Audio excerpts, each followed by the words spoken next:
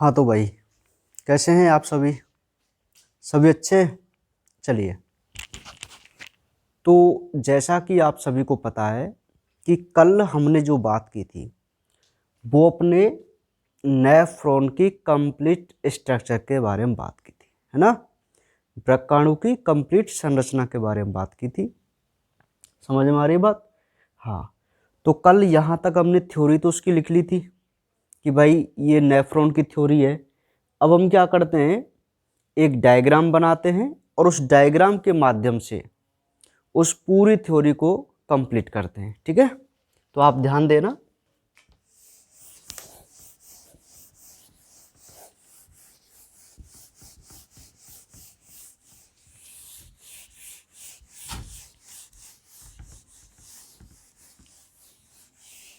देखिए भाई कि किस प्रकार हमें एक इसका डायग्राम बनाना है।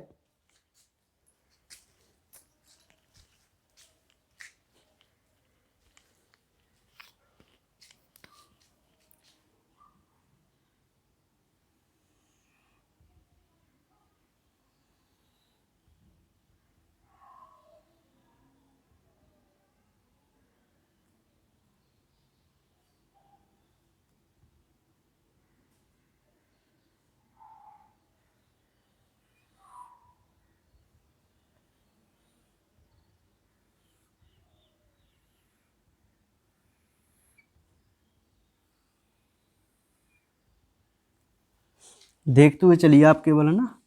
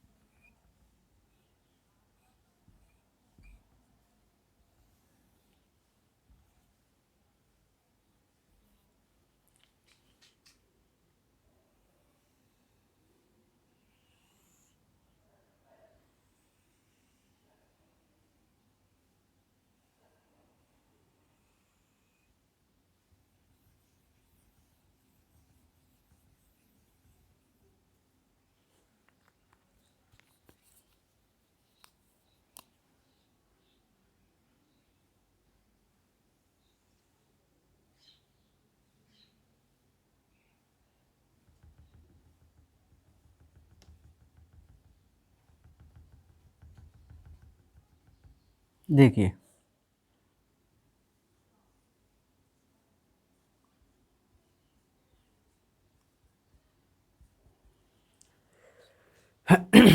तो ये जो आपको दिखाई दे रहा है वो हमारा एक नेफ्रॉन है। क्या है भाई? एक नेफ्रॉन। ठीक है, तो इस प्रकार इस नेफ्रॉन का डायग्राम बनाया जाता है। तो आप 1 मिनट में, चलो मैं नामकरण कर देता हूँ, फिर आप इसका नाम डायग्राम बनाना, उसके बाद हम इसको समझेंगे। ठीक है, तो देखिए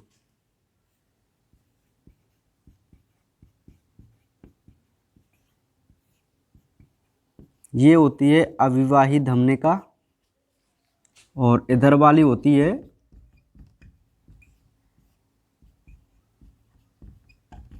अपवाही धमनिका। ठीक है, इसको बोलते हैं ग्लोमेरुलस, इसको बोलते हैं वोमन संपुट, और ये दोनों मिलकर कहलाते हैं क्या? मैलपीगी कोष। ठीक है, इसको बोलते हैं ग्रीवा, और यह है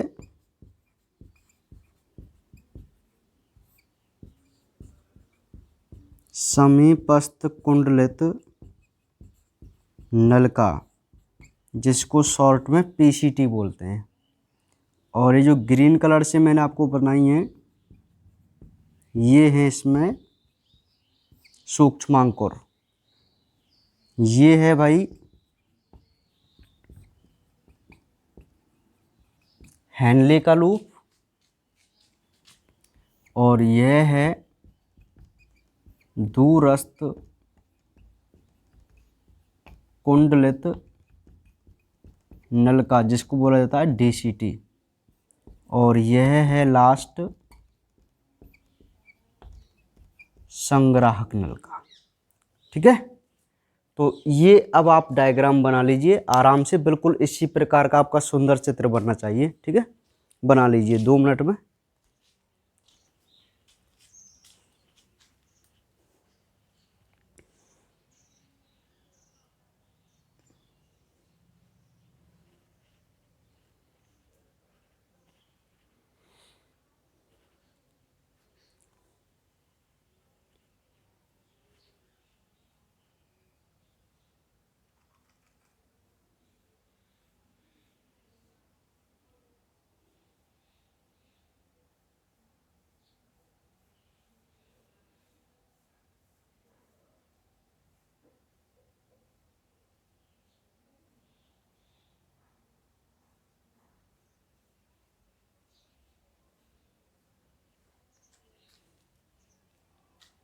बनाओ आराम से, अच्छी तरीके से बनाना है ना, बना लीजिए।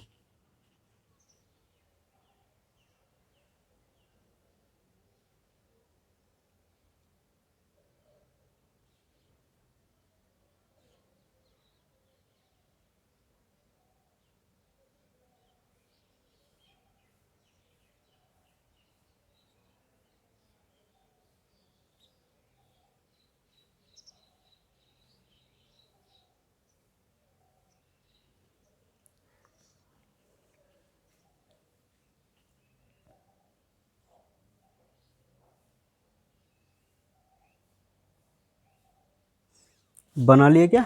हाँ बना लिया होगा वैसे ना। चलो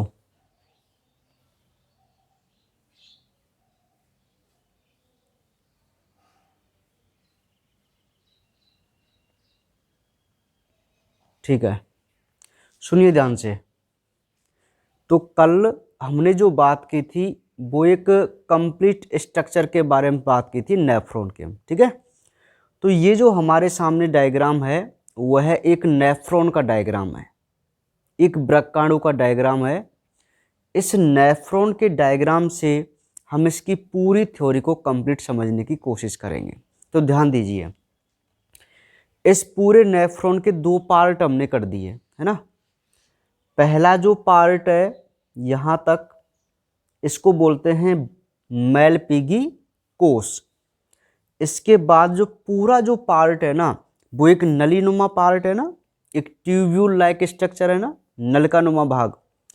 तो इसलिए इसको बोला जाता है स्रावी नलका। समझ में आ गई बात? तो नेफ्रॉन के हमने 2 भाग इस प्रकार कर दिए, एक तो मैलपीगी कोश और एक स्रावी नलका वाला भाग है ना, 2 भाग कर दिए। अच्छा, तो हम सबसे पहले बात करेंगे मैलपीगी कोश के बारे में कि भाई ये क्या चीज़ है। तो मैलपीगी कोश जो होता है वो 2 संरचनाओं से मिलकर बना होता है, एक तो होता है ग्लोमेरुलस और एक होता है बोमन कैप्सूल। ठीक है, तो सबसे पहले हम बात करें वोमन कैप्सूल की। तो भाई वोमन कैप्सूल क्या होता है कि यह एक प्यालेनुमा भाग है जो आपको दिखाई दे रहा है। बताओ ये प्यालेनुमा भाग है कि नहीं, है ना। और इस प्यालेनुमा भाग में कौन धसा हुआ है? ग्लोमेरुलस, यानी कि केशिका गुच्छ धसा हुआ रहता है। किसमें? इस बोवन कैप्सूल में। समझ में आ गई बात? अच्छा, नेक्स्ट पॉइंट, इस बोवन कैप्सूल की जो दीवारें होती हैं वो डबल लेयर होती हैं। वोमन कैप्सूल की जो दीवार होती है, वो भित्ति जो होती है वो कैसी होती है? डबल लेयर्ड होती है। और डबल लेयर्ड होती है तो इसमें क्या है, विशेष प्रकार की कोशिकाएं होती हैं। उन कोशिकाओं को क्या बोला जाता है? पोडोसाइट। क्या है पोडोसाइट? पोडोसाइट इस प्रकार व्यवस्थित रहती हैं, देखो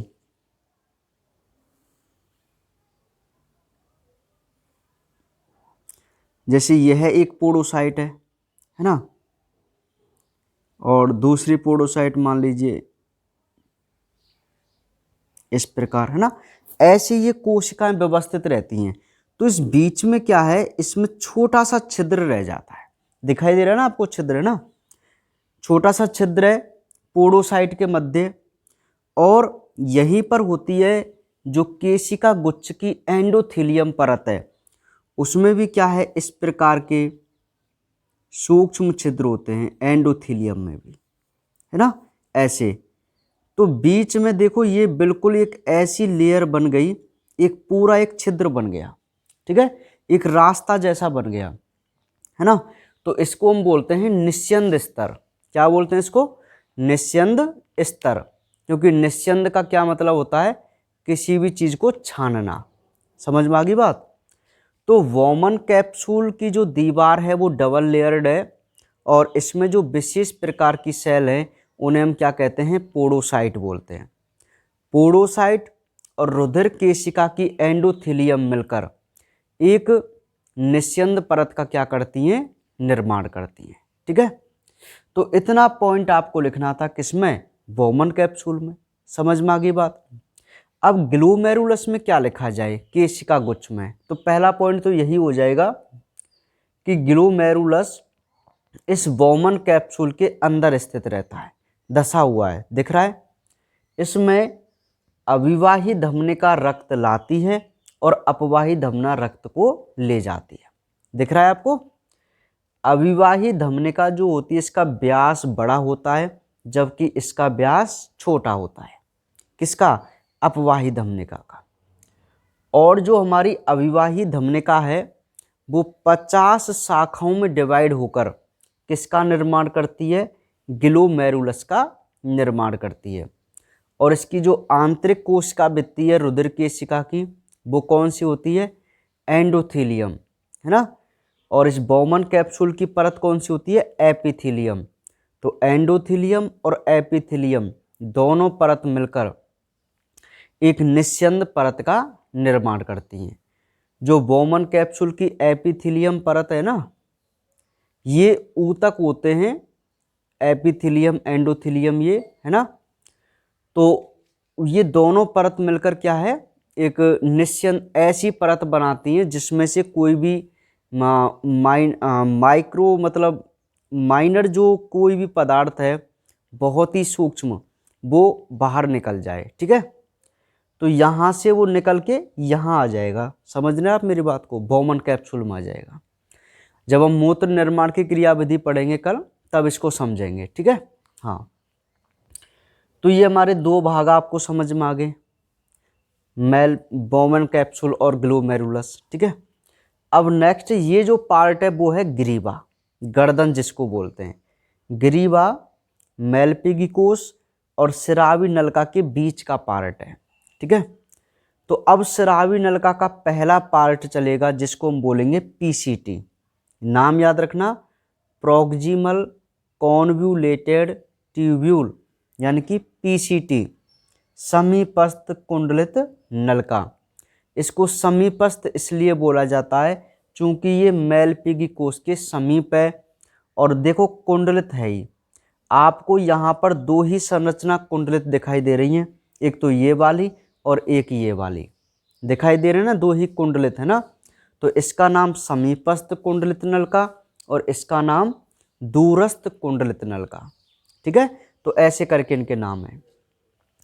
तो समीपस्थ जो कुंडलित नलिका होती है, इसमें क्या है लिखना है आपको कि एक तो ये कुंडलित संरचना है ना, ग्रीवा से जुड़ी हुई रहती है।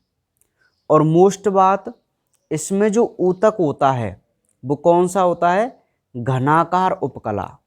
कौन सा ऊतक, घनाकार उपकला ऊतक, ठीक है। और इसकी विशेषता क्या है समीपस्थ नलिका की, कि इसके पास सूक्ष्मांकुर होते हैं, ऐसे ही सूक्ष्मांकुर जैसे हमने छोटी आंत्र में पढ़े थे। और छोटी आंत्र में जो हमने सूक्ष्मांकुर पढ़े थे उनका काम क्या था, किसी भी चीज़ को एब्जॉर्ब करना, यही काम था ना। तो हमारी समीपस्थ नलिका में भी बिल्कुल एज इट इज वही संरचनाएं होती हैं और इनका काम भी किसी अच्छी चीज़ को एब्जॉर्ब करने का होता है। ठीक है, तो हम मोस्टली ये कह सकते हैं कि जो समीपस्थ नलिका है वो यूरिन फॉर्मेशन में अवशोषण का मुख्य रूप से काम करती है। ठीक है, क्योंकि इसके पास सूक्ष्मांकुर होते हैं। नेक्स्ट हम चलेंगे हेनले के लूप में। तो आपको दिखाई दे रहा है ये वाला हेनले का लूप है, दिखाई दे रहा है आपको हेनले का लूप। तो हेनले का जो लूप है वो पीसीटी और डीसीटी के मध्य में होता है और किस प्रकार की आकृति का है, यू आकृति का। कैसी आकृति का है, यू आकृति का। ठीक है, इसकी दो भुजाएं होती हैं, आप क्लियर देख पा रहे हैं। ये भुजा जो है नीचे घटती हुई है, मतलब नीचे आती हुई है, तो आप इसको कौन सी भुजा बोलेंगे, अवरोही भुजा। और ये भुजा ऊपर चढ़ती हुई है तो आप इसको कौन सी भुजा बोलेंगे, आरोही भुजा। तो असेंडिंग डिसेंडिंग दो इसमें आर्म होती हैं, है ना। इसको हम अवरोही भुजा बोलते हैं और इसको हम आरोही भुजा बोलते हैं। तो लूप ऑफ हेनले के बारे में आपको क्या लिखना है, केवल कि हेनले का जो लूप है वो पीसीटी और डीसीटी के मध्य एक यू शेप की आकृति है, जिसकी दो भुजाएं अवरोही और आरोही होती हैं। ठीक है, इसकी अवरोही भुजा पीसीटी से जुड़ी रहती है और आरोही भुजा डीसीटी से जुड़ी रहती है। और इसमें जो ऊतक होता है वो कौन सा होता है, सल की उपकला ऊतक, और इसका काम भी अवशोषण करने का होता है।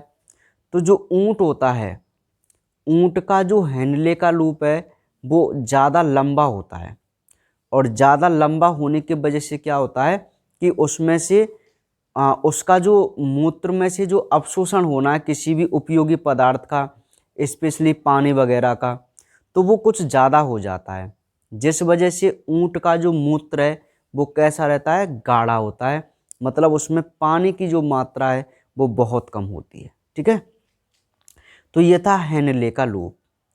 उसके बाद हम बात करते हैं दूरस्थ कुंडलित नलिका की, जिसको डिस्टल कॉन्वोल्यूटेड ट्यूब्यूल कहा जाता है, यानी कि डीसीटी बोलते हैं हम। तो जो दूरस्थ कुंडलित नलिका ये भी कुंडलित भाग है ना, और इसमें वही घनाकार उपकला होता है जो पीसीटी में होता है ना, घनाकार उपकला। और इसकी मोस्ट बात ये होती है कि इसमें सूक्ष्मांकुर नहीं होते, डीसीटी में सूक्ष्मांकुर नहीं होते, जबकि पीसीटी में ही सूक्ष्मांकुर होते हैं, है ना। समझ में आ रही बात। और नेक्स्ट बात क्या है कि ये जो डीसीटी है वो किससे जुड़ी हुई है, हेनले लूप के आरोही भुजा से। ठीक है, तो इतना कुछ आपको डीसीटी में लिखना है। फिर लास्ट हम चलते हैं संग्राहक नलिका पे। तो डीसीटी जो है वो एक वाहिनी में खुलती है जिसे हम कलेक्टिंग डक्ट या कलेक्टिंग ट्यूब्यूल बोलते हैं, है ना। संग्राहक नलिका, अब एक बात मुझे बताओ, यह एक संग्राहक नलिका है केवल एक नेफ्रॉन की। कितने नेफ्रॉन की, एक नेफ्रॉन की, है ना। जबकि हमारी किडनियों में तो लाखों करोड़ों नेफ्रॉन्स होते हैं, वृक्काणु होते हैं। समझ में आ रही मेरी बात। हाँ, 10 लाख नेफ्रॉन एक किडनी में होते हैं, तो लगभग 20 लाख नेफ्रॉन दोनों किडनियों में होते हैं ना। तो सभी नेफ्रॉन की जो संग्राहक नलिकाएं वो आपस में जुड़ जाती हैं एक स्थान पर, और जुड़कर एक बड़ी वाहिनी बनाएंगी जिसका क्या नाम रहेगा, वेलिनाई की वाहिनी। क्या बोलेंगे उसको, वेलिनाई की वाहिनी। और वेलिनाई की जो वाहिनी है वो खुलेगी कहाँ पर, वही पेल्विस में, और पेल्विस किस में खुलती है, मूत्र वाहिनी में। भाई इनका काम मूत्र निर्माण करने का है। मान लीजिए इस नेफ्रॉन ने मूत्र निर्माण किया तो वो मूत्र कहाँ जाएगा, इस कलेक्टिंग डक्ट में। अब सभी नेफ्रॉन ने अपने अपने मूत्र बनाए तो सभी नेफ्रॉन का जो मूत्र है वो कहाँ जाएगा, उनकी संग्राहक नलिका में। और सभी संग्राहक नलिका किस में ओपन होंगी, वेलिनाई की वाहिनी में। तो वहाँ पे पूरा मूत्र डाला जाएगा। वो पूरा मूत्र कहाँ जाएगा? पेल्विस में। और पेल्विस का संबंध किससे है? मूत्रवाहिनी से। और मूत्रवाहिनी से मूत्राशय। ये सिस्टम होता है। समझ में आई कि बात नहीं आई? तो ये है हमारे एक नेफ्रॉन की स्ट्रक्चर। ठीक है, तो बहुत ही सिंपल इसकी स्ट्रक्चर है भाई नेफ्रॉन की, मैं आपको बता दूं। ठीक है, तो समझ रहे हैं आप मेरी बात को? तो आपको यहाँ कोई दिक्कत नहीं होनी चाहिए नेफ्रॉन में, है ना। आराम से इसको पढ़ना, इसके डायग्राम को बनाना, डायग्राम को बनाने के बाद इसकी थ्योरी आप पढ़ना, और फिर इसको मिलान करके देखना कि कौन सा पॉइंट कहाँ पर कैसे लागू हो रहा है। ठीक है, मोस्टली आपको ना मैलपीगी कोश की स्ट्रक्चर पर ज़्यादा ध्यान देना है, उसकी संरचना पर ज़्यादा ध्यान देना है। समझ में आ रही मेरी बात? ठीक है, तो ये भाई हमारा आज का काम है, जिसमें हमने मोस्ट वन अपने नेफ्रॉन की स्ट्रक्चर को समझा। ठीक है भाई,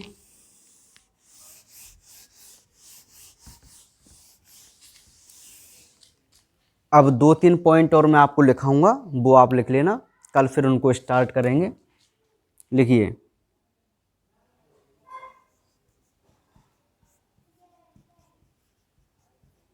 मूत्र निर्माण की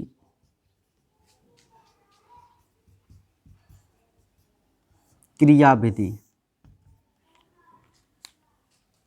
मूत्र निर्माण की क्रियाविधि, या इसको हम नेफ्रॉन की क्रियाविधि भी बोल सकते हैं। ठीक है, लिखिए, नेफ्रॉन में मूत्र निर्माण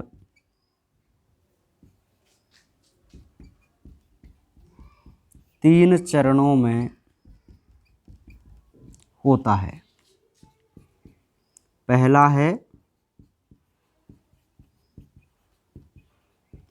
परानिस्यंदन, दूसरा है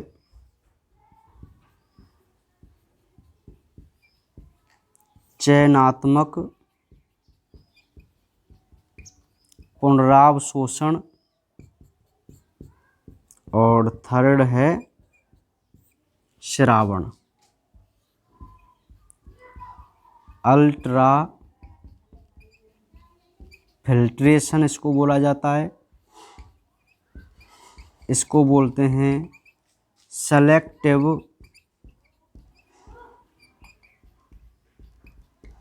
रीएब्जॉर्प्शन, और इसको बोला जाता है सीक्रेशन। ठीक है, तो मैं आपको बता दूं कि आज हम इनके बारे में बात नहीं करेंगे। ठीक है, तो कल हम ये पढ़ेंगे कि आखिर जो हमारा नेफ्रॉन है वो किस प्रकार यूरिन फॉर्म करता है ना। आखिर मूत्र का निर्माण जो होता है वो हमारी बॉडी के अंदर या नेफ्रॉन के अंदर किस प्रकार होता है। तो मूत्र निर्माण को हम 3 चरणों में समझ सकते हैं। सबसे पहला है अल्ट्रा फिल्ट्रेशन, सेकंड है सेलेक्टिव रीएब्जॉर्प्शन, और थर्ड है सीक्रेशन। ठीक है, तो कल हम डिटेल से इन तीनों स्टेप्स के बारे में बात करेंगे, और अपना जो मूत्र निर्माण है कल हम उसको समझेंगे। ठीक है भाई, तो आज के लिए केवल इतना ही पढ़ें।